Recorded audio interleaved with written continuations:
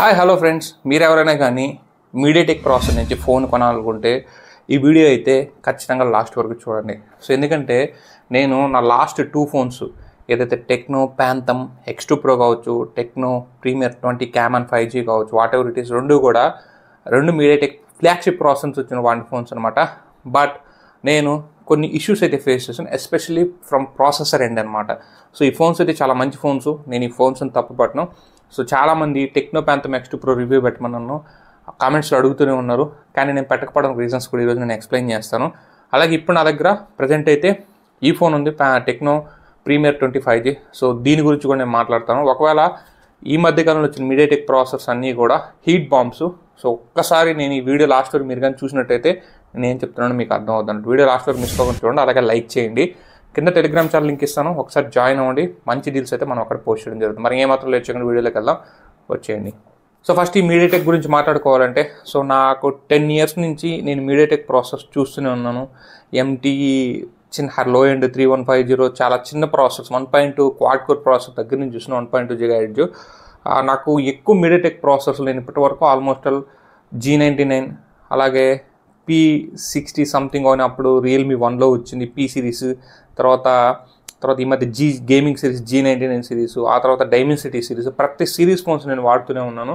So నాకు నేను experience చేసింది అయితే చెప్తాను అనమాట. సో నేను టెక్నో ప్యాంథమ్ X2 Pro కొన్నాను, చాలా మంచి మొబైల్ నాకు బాగా నచ్చింది. సో చిన్న కంపెనీ అయినా సరే మంచి ఇన్నోవేటివ్గా తీసుకొచ్చింది. డిస్ప్లే బాగుంది, కెమెరాస్ బాగున్నాయి, UI కొంచెం బ్లోట్వేర్ ఉన్నప్పుడు కూడా బాగానే ఉంది, సాఫ్ట్వేర్ పర్లేదు, కానీ స్క్రీన్ కానీ చాలా బాగుంది, కెమెరాస్ బాగున్నాయి, అన్నీ బాగా తీసుకొచ్చారు. ఒక Dimensity 9000 series processor, flagship processor అయితే దాంట్లో తీసుకొచ్చారు. 2022లో ఈ మొబైల్ అయితే లాంచ్ అయింది. ఆ రోజుకి అది 8 Gen + 1కి అయితే కాంపిటేటివ్గా ఉన్న processor, 1.3 million Antutu bench mark score కూడా చేస్తుంది అనమాట. నాకైతే ప్రాసెసర్ చాలా బాగుంది, మంచిగా ఉంది, నడుస్తూ ఉంది. కాకపోతే ప్రాసెసరు ఒక 5 months దాటాక, అంటే 3 months 4th month 5th month వచ్చేసరికి ప్రాసెసర్ హీట్ అవ్వడం స్టార్ట్ అయింది. ఏంటి ముందు హీట్ అవ్వలేదంటే, గైస్ ఈ మీడియాటెక్ ప్రాసెసర్స్లో ఉన్న ప్రాబ్లం వల్ల ఏంటంటే స్టార్టింగ్లో బాగానే ఉంటాయి 2-3 months, తర్వాత అయితే హీట్ అవ్వడం మొదలవుతాయి, స్టెబిలిటీ పోతుంది అనమాట. అంత ఫ్లాగ్షిప్ ప్రాసెసర్లో కూడా వీడియో ఎడిట్ చేయాలంటే అయ్యేది కాదు. సో అప్పుడు మనం విఎన్ నుంచి నేను ఎక్స్పోర్ట్ పెట్టినా కూడా చాలా టైం తీసుకునేది, చాలా ఓవర్ హీట్ అయిపోయేది ఫోన్.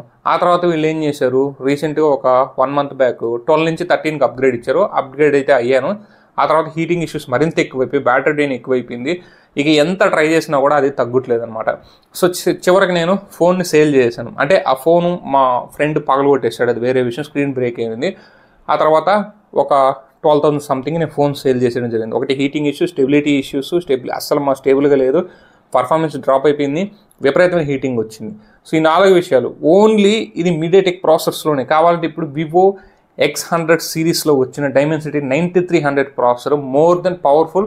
So 8 Gen 3 processor. ఇప్పుడు నేను ఏదైతే షూట్ చేస్తున్నా OnePlus 3, ఇది నేను ఇప్పుడు OnePlus 12 నుంచి షూట్ చేస్తాను ఈ వీడియో. దీంట్లో 8 Gen 3 ఉంది, దీనికన్నా కూడా డైమెన్సిటీ 9300 పవర్ఫుల్ ప్రాసెసర్.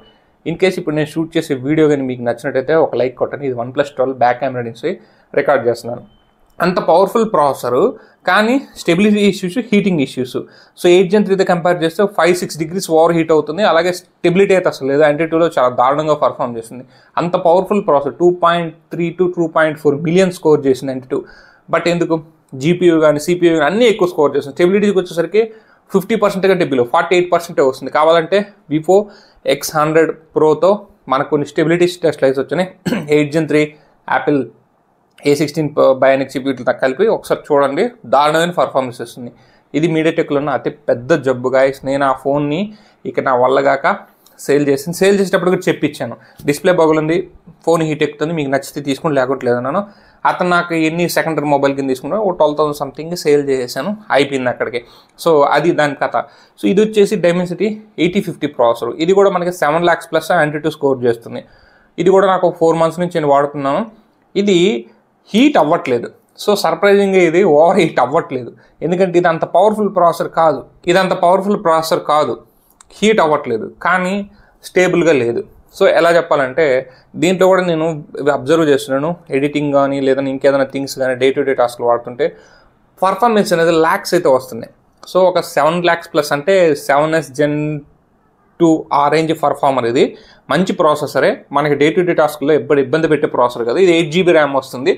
కానీ ఇది కూడా సో ఈ మధ్య కాలంలో కొంచెం దీని పర్ఫార్మెన్స్ అయితే డల్ అయిందనమాట. స్టెబిలిటీ ఇష్యూ అయితే వచ్చింది. స్టార్టింగ్లో మంచిగానే పర్ఫామ్ చేస్తుంది.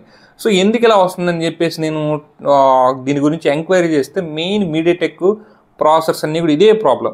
ఒకటి హీటింగ్, 2 స్టెబిలిటీ ఇష్యూస్, 3 వచ్చేసి ఏదైనా అప్గ్రేడ్స్ చేసినప్పుడు ఓఎస్ అప్గ్రేడ్ అయినప్పుడు చాలా దారుణంగా పర్ఫామ్ చేస్తుంది. అంటే వాటికి ఈ అప్డేట్స్ కావచ్చు అంతగా అతకట్లేదు.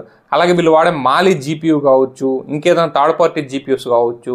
సో వీళ్ళు స్నాప్డ్రాగన్ వాళ్ళు వాడే అడ్రినమ్, యాపిల్ వాళ్ళు వాడే వాళ్ళ ఓన్ జీపీయూ, వీటితో కంపేర్ చేస్తే దీని దగ్గర అయితే కంపాక్టబిలిటీ ఇష్యూస్ అయితే చాలా ఎక్కువ ఉన్నాయి. ఇప్పటికీ ఒకప్పుడు మీడియాటెక్లో ఉన్న ప్రాబ్లం అదే, మధ్యలో వచ్చిన ప్రాబ్లం అది, ఇప్పుడు ఉన్న ప్రాబ్లం అది. ఇంత 2024 రన్నింగ్లో ఉంది. TSMC మ్యానుఫ్యాక్చర్ కిందే ఈ మీడియాటెక్ ప్రాసెస్ కూడా తయారవుతున్నాయి. బట్ వీళ్ళు ఆప్టిమైజేషన్, ఎందుకంటే మనం ఒక వస్తువు తయారు చేయమని ఒకటి చెప్పామంటే మన రిక్వైర్మెంట్ తగ్గట్టు తయారు చేస్తుంది, కానీ వాడు ఓన్ టెక్నాలజీ వాడు. అలాగే TSMC కూడా ఏంటంటే మ్యానుఫ్యాక్చర్ చేస్తుంది, నీకు ఎలా కావాలంటే అలా మ్యానుఫ్యాక్చర్ చేస్తుంది, కానీ వాళ్ళైతే దాన్ని ఏం తయారు చేయరనమాట. So Adreno GPU Snapdragon processor combination పర్ఫెక్ట్గా కుదిరింది. బట్ దీనికైతే జీపీయూ ప్రాబ్లమే. ప్రాసెసర్ కూడా వీళ్ళు 4 nm అని చెప్పి తీసుకొస్తున్నారు, కానీ చాలా తక్కువ కాస్ట్కి తీసుకురావడానికి ట్రై చేస్తున్నారు, కానీ అవి ఎంత లాంగ్ రన్ ఉన్నాయి, పర్ఫార్మెన్స్ ఏంటి, ఇవేం చూడట్లేదు. కావాలంటే ఇంకొక ఎగ్జాంపుల్ చెప్తాను. ఈ మధ్య పోకో X6 Proలో డైమెన్సిటీ 83,000 అల్ట్రా వామ్మో 1.5 million అబోవ్ స్కోర్ చేస్తుంది. 8 Gen 2తో పోటీ పడుతుంది. అది ఇంకా దాటేస్తుంది 8 Gen 2 కూడా, కానీ 46 to 50 degrees హీట్ వెళ్ళిపోతుంది. జస్ట్ ఒక 1 hour వాడితేనే ఫోన్ ఓవర్ హీట్ అయిపోతుంది. సో పర్ఫార్మెన్స్ ఏమో పీక్స్, హీటింగ్ ఇష్యూస్ చూడండి ఎలా ఉందో. సో ఇదే ప్రాబ్లం. కావాలంటే ఈ పోకో X6 Pro రివ్యూస్ కావచ్చు, నేను చెప్పిన టెక్నోపాంథమ్ X2 Pro రివ్యూస్ కావచ్చు, వివో X100 రివ్యూస్ కావచ్చు, Dimensity processor flagship processor phone వాడచ్చు, డైమెన్సిటీ 8200 కావచ్చు. ఈ ప్రాసెసర్స్ అన్ని చూడండి, ప్రతి ఒక్కరు లాస్ట్లో టెంపరేచర్ హైగా రైజ్ అవుతుంది, హీటింగ్ ఇష్యూస్ ఉన్నాయి, స్టెబిలిటీ ప్రాబ్లమ్స్ ఉన్నాయి, ఇవే చెప్తారనమాట. నేను ఎందుకు స్పెషల్గా వీడియో చేస్తున్నానంటే మనకి ఈ పోకో X6 Pro కేవలం 25,000 బడ్జెట్లో చేతికి వచ్చేస్తుంది. అదే 8 Gen 2 మొబైల్ OnePlus 12R కావచ్చు, ఇంకొకటి కావచ్చు, 40,000 పెట్టాలి.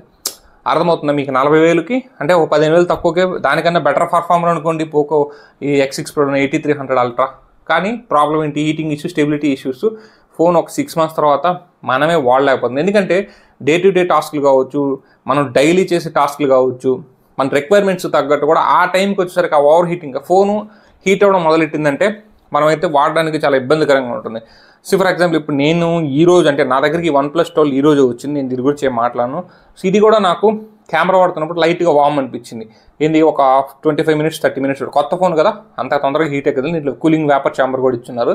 అదే నేను ఒక 5 minutes 4 minutesకే టెక్నోపాంథమ్ X2 Pro 4K 60 fps over heat అయిపోయేది. ఇప్పుడు నేను తగిలిచున్న ఏదైతే ఈ ట్రైప్యాడ్ ఉందో ట్రైప్యాడ్తో పాటు హీట్ ఎక్కిపోయింది, అంత హీట్ని అయితే ప్రొడ్యూస్ చేసేది. సో ఇక నాకే అది ఎక్కడ బ్లాస్ట్ అవుద్ది అనిపించేసి దాన్ని సేల్ చేయాల్సి వచ్చిందనమాట. అంటే ఆ స్టెబిలిటీస్ అనే ఇష్యూస్ అలా. ఇంకా మీకు ఆ గేమ్స్ ఆడేటప్పుడు కూడా ఫ్రేమ్ డ్రాప్స్ అవ్వడం. సో ఇదైతే నేను అసలు గేమ్ ట్రై చేయలేదు, ఒకసారి గేమ్ ట్రై చేశాను, నాకు అంత మంచి ఎక్స్పీరియన్స్ రాలేదు దీంట్లో. నాకు అప్పుడే అర్థమైపోయింది చాలా, అంటే ఒక 10 minutesగా ఫ్లాగ్స్ ఫ్రేమ్ డ్రాప్స్ అయితే వచ్చేసాయి. ఈవెన్ డైమెన్సిటీ 9000 సిరీస్ ప్రాసెసర్స్లో కూడా ఫ్రేమ్ డ్రాప్స్, అలాగే వచ్చేసి ల్యాగ్స్, ఇట్లా గేమ్ హ్యాంగ్ అవడం ఇట్లా జరుగుతుంది. ఎందుకంటే ఆ థర్మల్ టెంపరేచర్ 45-40 అబోవ్ రీచ్ అయిన వెంటనే ఇంకా అక్కడి నుంచి స్టార్ట్ అవుద్ది అనమాట. ఈ మొబైల్ ప్రాసెసర్స్ అన్నీ కూడా థ్రాట్లింగ్ అయితే మొదలవుతాయి అనమాట. ఈవెన్ స్నాప్డ్రాగన్ కావచ్చు, తర్వాత యాపిల్ కావచ్చు, ఇంకోటి కావచ్చు, అక్కడి నుంచి మొదలవుతాయి. సో అది మనకి చాలామందికి తెలియదు. ఒక హీట్ అయితే ఖచ్చితంగా ప్రాసెసర్స్లో స్టెబిలిటీ ఇష్యూస్ అయితే వస్తాయి. అది స్నాప్డ్రాగన్ యాపిల్ కంట్రోల్ చేసుకుంటుంది. వాళ్ళ ఆప్టిమైజేషన్ CPU GPU కావచ్చు, హీట్ థర్మల్ మేనేజ్మెంట్ కావచ్చు కంట్రోల్ చేసుకుంది. అది కూడా 8+ Gen 1 కాడి నుంచి స్నాప్డ్రాగన్ ప్రాసెసర్ బెటర్గా ఉంది. అలాగే యాపిల్ కూడా మనకి A15 బయోనిక్ చిప్ కాడి నుంచే బెటర్గా ఉంది థర్మల్ మేనేజ్మెంట్ కానీ హీటింగ్ ఇష్యూస్ కానీ. బట్ మీడియాటెక్ అయితే ఇంకా అయితే వీళ్ళు రీచ్ అయితే తీసుకోలేదన్నమాట. సో ఆలోచించి కొనుక్కోండి, ఇది నా ఎక్స్పీరియన్స్ అనమాట. నేను 2 మొబైల్స్ వాడాను కదా, ఎందుకంటే టెక్నోపాంథమ్ X2 Pro దీని రివ్యూ అడుగుతున్నారు. నేను ఎందుకు చేయలేదంటే ప్రాబ్లం ఉంది కాబట్టి నేను ఒక వీడియో క్లుప్తంగా చేద్దామని ఆగున్నాను. అదే ఈరోజు నేను చేశాను. మీడియాటెక్ ప్రాసెస్తో ఫోన్ కొనాలంటే మాత్రం 1-10 సార్లు ఆలోచించి కొనండి, అంతకుమించి చెప్పేది ఉండదు. సో వీడియో కానీ లైక్ చేయండి, షేర్ చేయండి, మన ఛానల్ సబ్స్క్రైబ్ చేసుకొని సపోర్ట్ అయితే ఇవ్వండి. This is your signing off. జై హింద్ గాయ్స్.